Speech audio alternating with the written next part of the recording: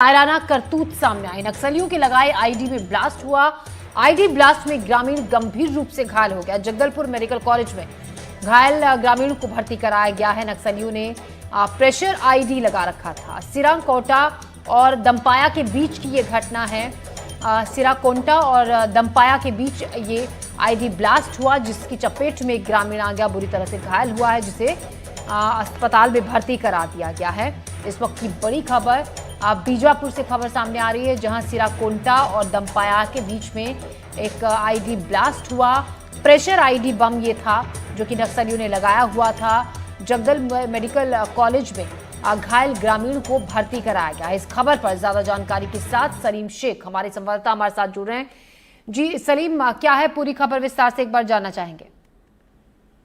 जी, बीजापुर के मध्य थाना क्षेत्र में कल देर रात शाम को माओवादियों द्वारा लगाए गए आईडी की चपेट में आने से एक ग्रामीण गंभीर रूप से घायल हो गया है और माओवादियों ने इसे सुरक्षा बलों को निशाना बनाने की नीयत से इसे प्लान किया था। जैसे ही ग्रामीण उस इलाके में रोजमर्रा की सामान की खरीदी करके वापस लौट रहे थे और उनका पैर उस आईडी पे आने के बाद एक बड़ा धमाका हुआ और गंभीर रूप से घायल हो गया। घायल को अस्पताल में भर्ती कराया गया है, जहां वहाँ जिसका इलाज जारी है।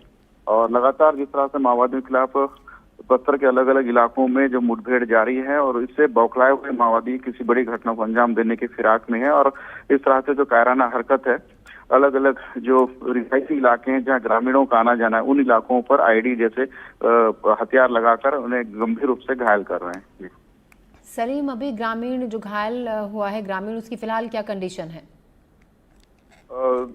घायल ग्रामीण के पैर में गंभीर चोटें आई हैं और चेहरे पर भी जो स्प्लिंटर्स हैं वो लगे हैं। और घायल अवस्था में ही आसपास के लोगों ने तुरंत उसे मध्येड़ के प्राथमिक स्वास्थ्य केंद्र में भर्ती कराया, जहां उसका इलाज जारी है।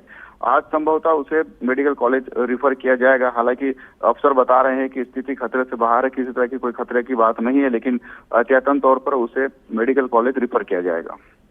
जी सलीम, ये भी आपसे जानना चाहेंगे, बारिश का मौसम जिस तरीके से है, कहा यह जा रहा है कि लगातार नक्सलियों के खिलाफ जो अभियान छेड़ा हुआ है वो जारी है, उसमें थोड़ा बहुत फेरबदल जरूर किया गया है बारिश के चलते। ऐसे में क्या सर्चिंग ऑपरेशन अभी भी इस इलाके में चल रहा है? जी बिल्कुल, जो इलाका है माओवादियों का जो गढ़ हुआ करता था, उन इलाकों में जो अभी सुरक्षा बलों ने जो पकड़ बनाई है, उस पकड़ को कहीं भी कमजोर होने नहीं देना चाहते हैं। और लगातार माओवादियों के खिलाफ जो ऑपरेशन चलाए गए हैं, इसी का कारण है कि माओवादी संगठन कमजोर हुआ है। और इसी के जो सुरक्षा बलों के जो जिस तरह से जो ऑपरेशन चलाया जा रहा है, उससे माओवादी लगातार बैकफुट में आ रहे हैं। तो बस्तर आईजी का भी यही कहना है कि बस्तर के नक्सल प्रभावित इलाकों में जहां बारिश के वजह से जो रास्ते कट जाती थी, माओवादियों के इलाकों में सुरक्षा बल नहीं घुस पाते थे, लेकिन वो उस इलाकों में अब सड़कों का काम तेजी से हुआ है, पुलियों का काम हुआ है। तो इस कारण से अब नक्सल इलाकों में पहुंचना आसान हुआ है। तो कहीं ना कहीं माओवादियों के लिए एक बड़ा नुकसान होगा और आने वाले समय में जिस तरह से 2026 तक माओवादियों को बस्तर से खत्म करने का जो दावा किया जा रहा है, वो कहीं ना कहीं सही साबित हो रहा है। तो बस्तर में अब माओवादियों के लिए जो ऑपरेशन चलाए जाते, बंद किए जाते थे बारिश के समय, लेकिन इस बार इस तरह से नहीं होगा। बड़े पैमाने पर और बड़े नक्सल ऑपरेशन चलाए जाएंगे। जी शुक्रिया सलीम, जानकारी के लिए आपका।